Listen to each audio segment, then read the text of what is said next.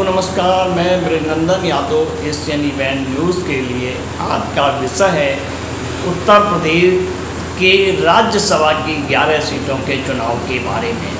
11 सीटों के चुनाव, राज्यसभा के 11 सीटों के चुनाव के बारे में जो उत्तर प्रदेश राज्य से चुनकर आते हैं राज्यसभा के माननीय सदस्य लोग, उनके बारे में। जो इस वक्त 11 सीटें राज्यसभा की खाली हो रही हैं उत्तर प्रदेश के कोटे से, और उत्तर प्रदेश के कोटे से सिर्फ 2 ही दलों के पास विधायक हैं। उन विधायकों के आधार पर एमपीज चुने जाएंगे, राज्यसभा के सांसद चुने जाएंगे। उसमें करीब 7 या 8 सांसद जो हैं वो सत्ता पक्ष के होंगे और 3 सांसद करीब ये समाजवादी पार्टी के होंगे। मैं खासकर समाजवादी पार्टी के बारे में चर्चा करना चाहता हूँ।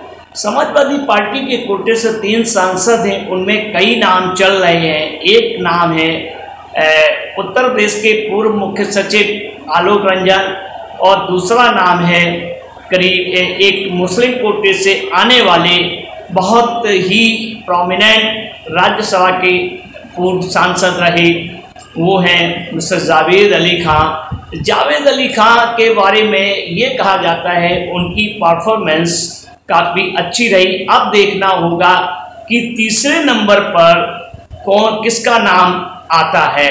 जो जिस तरीके से चर्चाएं चल रही हैं उस तरीके से चर्चाओं में ये आरएलडी के चीफ जयंत चौधरी जो समाजवादी पार्टी गठबंधन में एक सदस्य हैं, और उनके नाम की बहुत चर्चा चल रही है। लेकिन उल्लेखनीय है, बहुत सारे सूत्र बताते हैं कि इन चर्चाओं पर विराम देने के लिए कोई और नाम भी उभर के आ सकता है। लेकिन और नाम उभरने के लिए राजनीतिक दृष्टि से कौन होगा, क्या जाति समीकरण होगा, उस सब चीज़ के बारे में देखना होगा। मैं खासकर जावेद अली खान हैं, वो पूर्व सांसद रहे हैं। तो जावेद अली खान, क्योंकि पार्टी एक मुस्लिम चेहरे को अपना उम्मीदवार बनाना चाहती है, और एक मुस्लिम चेहरे के साथ कई नाम चल रहे थे।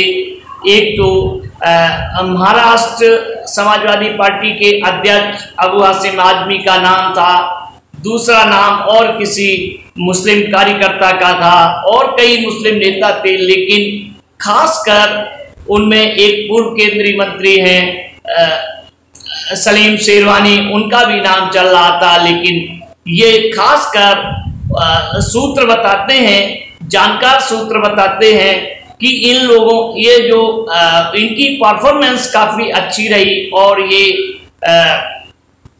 जामिया स्टूडेंट प्रेसिडेंट के अध्यक्ष भी रहे, और इस तरीके से एक छात्र संघ से निकले हुए नेता हैं, और खासकर पार्टी के मुख्य लोगों के साथ इनका अच्छा है। मैंने जावेद अली खान से बात करने की कोशिश की, तो मेरी उनसे बात हुई तो उन्होंने कहा भाई ऐसे है कि हमारी तो पार्टी के ऑफिशियल लेवल पे किसी से बात नहीं हुई, लेकिन इस तरीके की चर्चाएं चल रही हैं हमारे बारे में।